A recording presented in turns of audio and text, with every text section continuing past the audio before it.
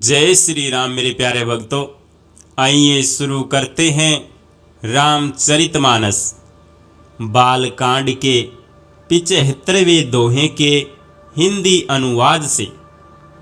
चितानंद सुख के धाम, मोह मद और काम से रहित शिवजी संपूर्ण लोकों को आनंद देने वाले भगवान श्री हरि को हृदय में धारण करके भगवान के ध्यान में मस्त हुए पृथ्वी पर विचरने लगे।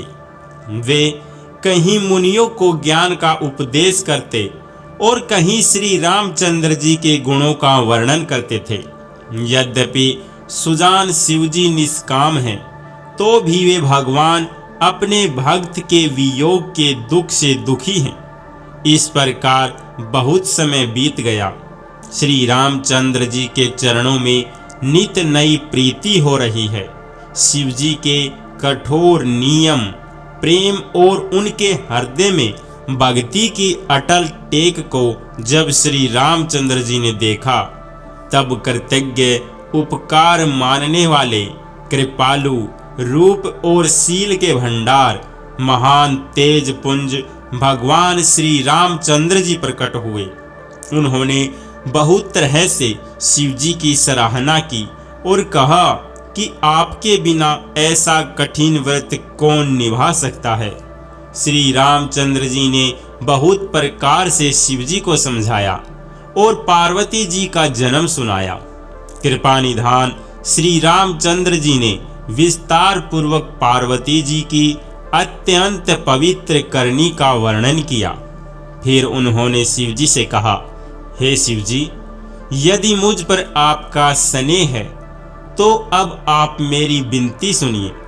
मुझे यह मांगे दीजिए कि आप जाकर पार्वती के साथ विवाह कर लें। शिवजी ने कहा, यद्यपि ऐसा उचित नहीं है, परंतु स्वामी की बात भी मेटी नहीं जा सकती। हे नाथ, मेरा यही परम धर्म है कि मैं आपकी आज्ञा को सिर पर रखकर उसका पालन करूं। माता, पिता, गुरु और स्वामी की बात को बिना ही विचारे शुभ समझकर करना चाहिए। फिर आप तो सब प्रकार से मेरे परम हितकारी हैं। हे नाथ, आपकी आज्ञा मेरे सिर पर है। शिवजी की भक्ति, ज्ञान और धर्म से युक्त वचन रचना सुनकर प्रभु रामचंद्र जी संतुष्ट हो गए।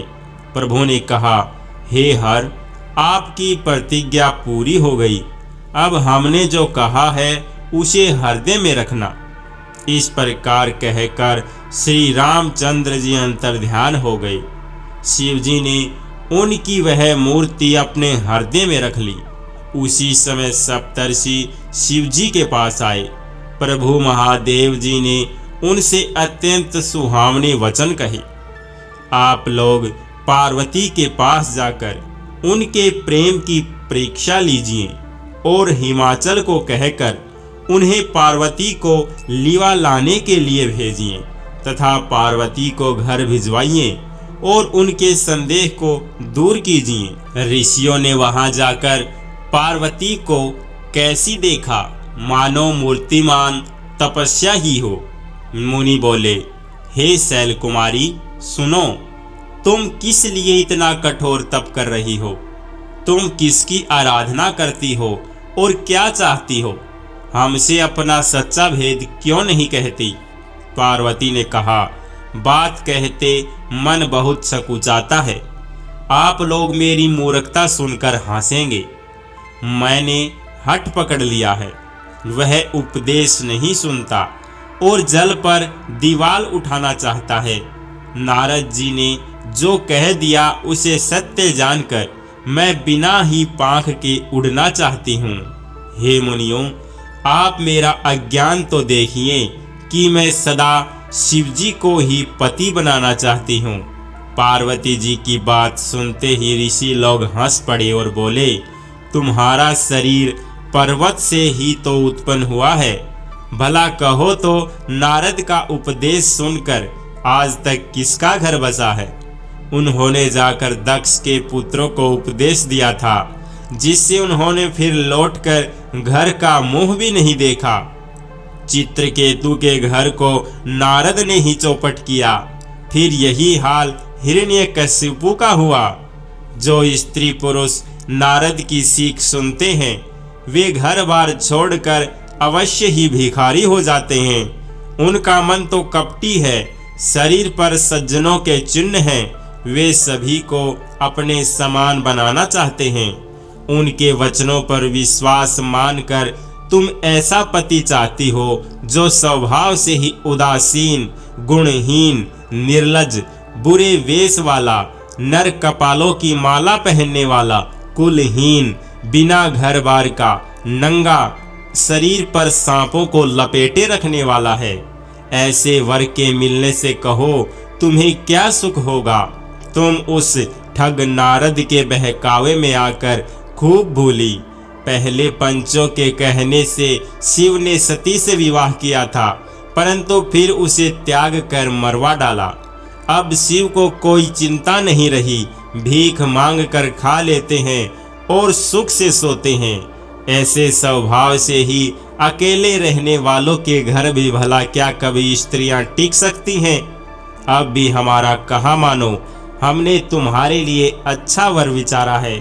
वह बहुत ही सुंदर, पवित्र, सुखदायक और सुशील है, जिसका यश और लीला वेद गाते हैं।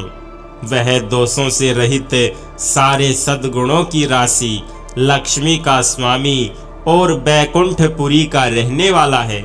हम ऐसे वर को लाकर तुमसे मिला देंगे।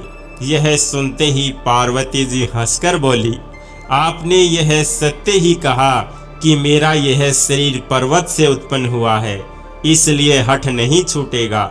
शरीर भले ही छूट जाए, सोना भी पत्थर से ही उत्पन्न होता है, सो वह जलाए जाने पर भी अपने स्वभाव को नहीं छोड़ता। अतः मैं नारद जी के वचनों को नहीं छोड़ूंगी, चाहे घर बसे या उजड़े, इससे मैं नहीं डरती। जिसको गुरु के वचनों में विश्वास नहीं है, उसको सुख और सिद्धि सौपन में भी सुगम नहीं होती। माना कि महादेव जी अवगुणों के भवन हैं और विष्णु समस्त सद्गुणों के धाम है, पर जिसका मन जिसमें रम गया उसको तो उसी से काम है। राम सिया राम जय जय राम, राम सिया राम जय जय राम।